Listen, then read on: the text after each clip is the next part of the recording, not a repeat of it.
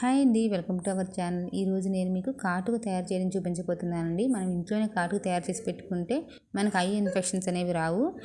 ఈ విధంగా అయితే కాటన్ తీసేసుకున్నానండి. కాటన్ తీసుకొని ఆవు నెయ్యితో అయితే నేను కాటుకు తయారు చేస్తున్నాను. మీకు కావాలంటే ఆముదంతో నువ్వుల నూనెతో అయినా తయారు చేసుకోవచ్చు.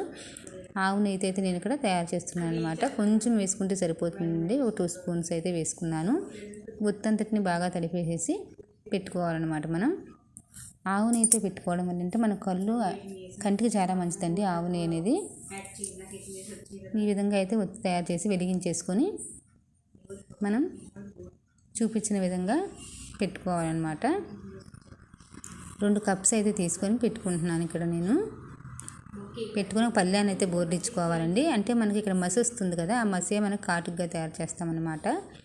చూపించారు కదా, ఈ విధంగా అయితే ప్లేట్ పెట్టేసుకోండి. ఒక 5 మినిట్స్ వదిలేస్తే మనకి ఆ మసి అనేది ఆ ఒత్తి ద్వారా మొత్తం పళ్ళానికి అయితే అంటుకుంటుందండి.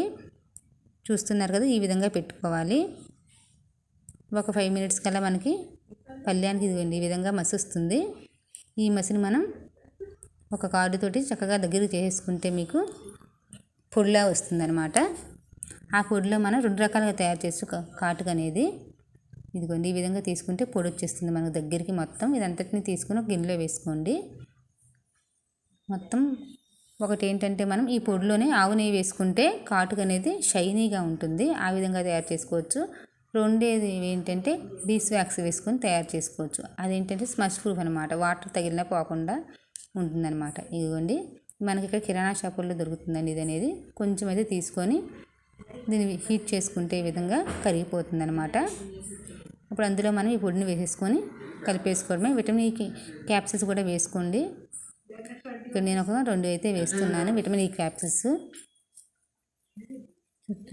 ఈ విధంగా వేసుకున్న తర్వాత పెట్టుకుంటే మనకి ఇది చూసారు కదా, ఈ విధంగా ఉంటుందన్నమాట.